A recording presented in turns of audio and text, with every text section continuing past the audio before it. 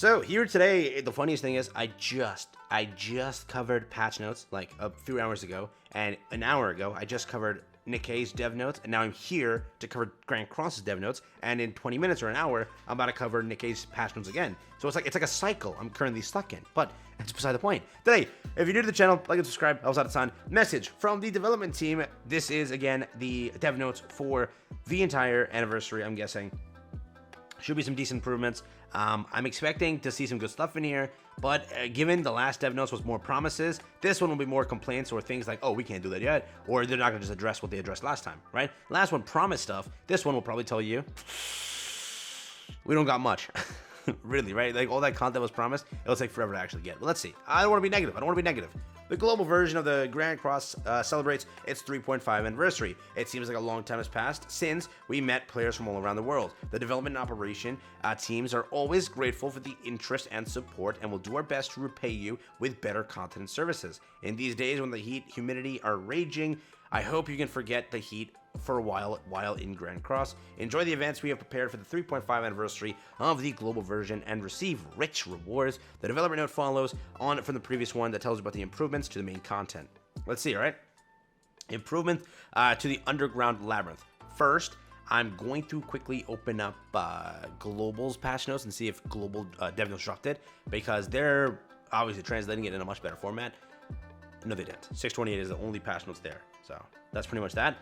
Moving forward, so let's read this now. Improvements to the Underground Labyrinth. Underground Labyrinth are planned as PvE content where characters that appear randomly and passive buffs are used to clear stages, arranged in blocks to grow characters and find the best route for the re-challenge Rice Field.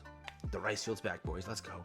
In addition, the Underground Labyrinth, along with Hero Arena, is a seasonal regular content where players can acquire key items for character evolution that will be added regularly. The Underground Labyrinth is a content that can be enjoyed at the same time, at the same starting point, even if the character has not grown. It is based on the concept of randomness, which is a feature of a roguelike genre, learning by game over, and the fun of growing while playing. Okay. However, regarding the difficulty level and the play method of Underground Labyrinth, there are many differences depending on the degree of which each player experiences it. Separated parts have been confirmed. So the English here, the translation is very off. A lot of the words are just not making sense. While there are players who search for combinations of characters and passives to reach challenges and quickly clear the depths, there are players who find it difficult to conquer the first floor and keep challenging and combinations and retire midway through. There are a lot of them, and I was able to confirm them from the capture sites and the SNS posts. As a result of discussing through these issues internally, we've decided the current Underground Labyrinth has parts where it is difficult to feel growth even if you continue to challenge repeatedly. The random elements are like this. We have concluded that the systemic support and additional functions are absolutely necessary to improve it. Therefore, we plan to introduce a special buff that will be a growth element so that you can experience growth little by little by repeatedly challenging the Underground Labyrinth. Dedicated buffs can be purchased at the shop. Okay, this is what I mentioned on the very first stupid iteration of this content that should be added, and they finally added it. Some games, all right, so when you're competing in a roguelike, all right, it depends, because you can always challenge a different version of the roguelike on a different level. So how it works is, in some games, they have levels, 1, 2, 3, right? Players can all compete in 1, we can all beat 1, some players can beat 2, some players can beat 3. If you ever fail in 3, you can beat 2 and still get rewards, at least, for your time spent. In this game, well, you only have 1 level, and that level is very hard. Now, at that aspect of it, some games that do it where you only have 1 level, their implementation to fix it for players to at least get rewards is as you compete and like complete stuff, right? You get a little bit of a passive buff, okay? And let's say you fail, and let's say you fail 5 times, let's say you fail 10 times, let's say you fail 20 times. After a little bit, you will gain a sort of buff over time. I don't know why Grand Cross didn't implement something like that. And it would help, right? So if I'm re-challenging it so many times and I keep reaching that point, I accumulate points, right? Every stage I accumulate 10 points. After failing so many times, I should at least be able to cash those points in and like get a buff to make it a little bit easier on my life, right? Because some players can't beat this, and it's true. It's not because you're a bad player, it's because maybe your RNG is not there, and maybe your character knowledge isn't at the max capacity, where you're like, oh, I can go for this character instead of this character instead of this character. Again, a roguelike is difficult, but in Grand Cross, that last one was hell for so many players. It wasn't funny, because it was like, if I get Traitor Melee here, or rather Purgatory Melee here, I can clear it. If I don't, well, GG's, right? So a lot of the content is like that, but I definitely think that sometimes it is hard for players to get through it, and it should be. This is a great system. This is great. So let's move forward with it. Read it again. Back on track. Dedicated buffs can be purchased at the shop of the Labyrinth. The buff value increases according to the number of purchases. The dedicated buff will remain in effect even when you try again, and your character will become stronger depending on the accumulated buff level. With the introduction of a special buff, we hope that the difficulty level will be eased by consecutive challenges, and that will be able to more utilize various combinations of characters instead of using some of the optimized characters. That is huge. That is like the biggest W ever. So, first off, we're starting with the dev notes with a W. I'll take that.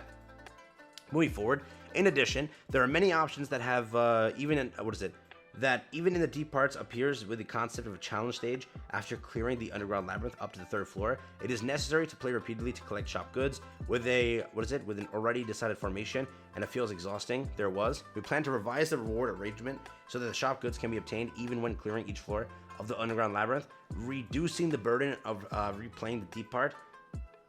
That's actually huge, yeah. So as you go through the first 3 floors, you're gonna get rewards already for the bottom half. So at least you get extra, right? And let's say you keep re-challenging, you'll still get those probably.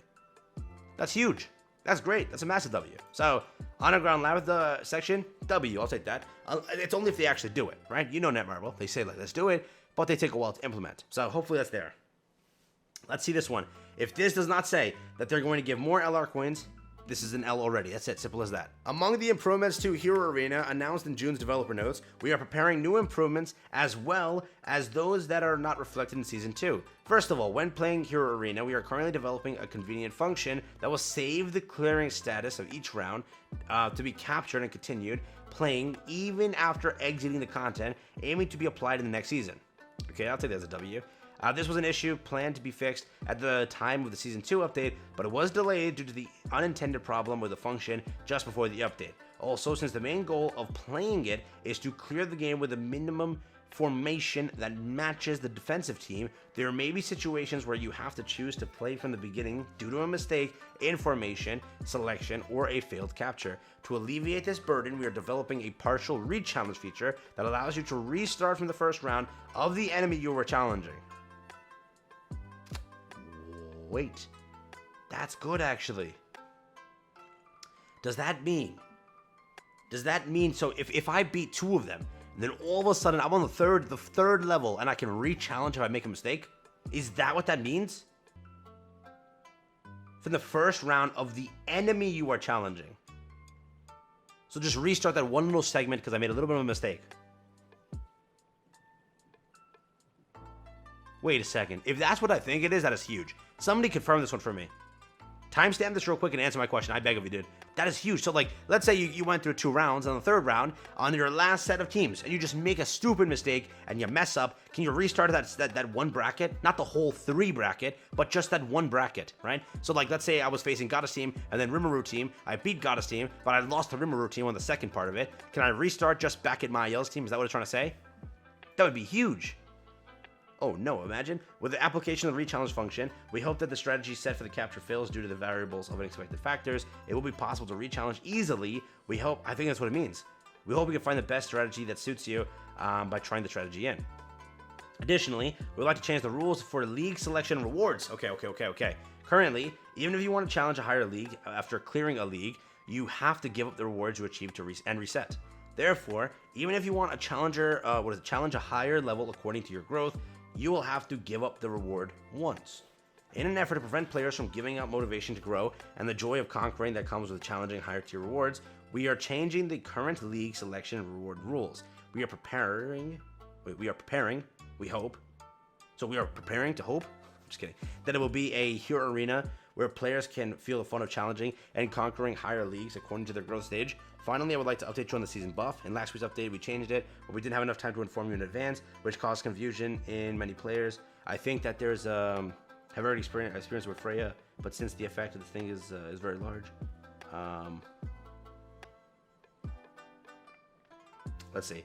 So they're saying basically, but since the effect was very large of her buff, right? The more seasoned characters, the more difficult drops. So we decided to replace the seasonal characters. So the more seasonal characters there are, the more the difficulty drops. That's why we replaced them, right? Because we don't want to give you 2 characters that are going to be buffed so high, right? No. We don't want to do that. However, we weren't able to provide enough information about that in advance, and we received feedback from some players regarding the use of the characters, so we are currently discussing how to use seasonal characters. Regarding season characters, we will inform you about the parts that will be adjusted in the future. Basically, it shouldn't have been that Freya got removed just like that. Like, last second, whoops, Freya's gone. That was so stupid. There are players that bought or that invest into Freya and said, you know what, I'm going to use her in Hero Arena, I'm going to build a team around her, and did all that for nothing, correct? Because they lost her in 2 weeks. They thought they had 6 weeks to enjoy with Freya and use her in that content, and don't say people didn't do that. There are people that did. In my comments, I know people that bought her for the reason of making it so much easier because they want to get LR melee faster or LR Escanor faster, and that 20% is big. It really is. So because of that, they're like, why did you remove it? And now they got to invest into Demon King, maybe a unit they didn't plan to summon for, because they want 2 more weeks of just a little bit more, right? And if Demon King gets 4 weeks, that's bullcrap, because you're just giving it to him because he's a Fez unit, 900, and you want to value his banner higher, correct? Again, I understand why you're doing it, but it was stupid that they removed Freya, 100%. That's my opinion, though. But again, moving forward, we'd like to once again inform you about the end of Tower of Trials, the content that we mentioned in developer notes, and to inform you about the end date. Tower of Trials will be updated on the 30th floor, which is the final floor, in April, or was updated, they're trying to say, not will be. We will inform you about the end of the new, end at the time of the new PvE content update. And we will inform you that it will end at the time of the new PvE content update. Okay. The chance of it being a collab next month has dropped exponentially, I'm telling you. But we'll see. So again, let's see, several reorganizations. It was changed to strategy type content, which each stage requires a specific strategy. Due to the characteristics of such a one-time content, many people have completed the game, and the content reuse rate is not high. Obviously, you can't redo the content. Nobody wants to. There's no rewards for it. So it's understandable why they're doing it, but it is stupid. Of course, there are players who have been waiting for the update and enjoying the process of revealing hidden characteristics. We decided that it would be impossible to maintain the existing Tower of Trials as content all the time while it is being updated. So again, in addition to rearrange it, the new content that will be introduced in the future, we have to reorganize the battle menu, and we have no choice but to decide to end it due to that. Okay, I guess. It is scheduled to end at the end of August. We'll announce, what is it? And about 1 month after we announced the end of the update, at the end of July, in order to provide better content, we ask you to understand. Wait, what? So, it's scheduled to end at the end of August after a grace period of about 1 month. So they announced it to you in August, but they said, well, we'll give you a grace period. Here you go. Here's 1 month. The regular content, Tower Trials will end, but the event tower will continue to be updated. So we'll get like that mini no gem Tower Trials, that mini one, but nothing else really. So kind of stupid. Change in the score calculation method for Knighthood boss subjugation battle. In the last 4 years, there's many things we've done. This is probably going to mention how Hell is now there, and they're only going to calculate Hell results, right?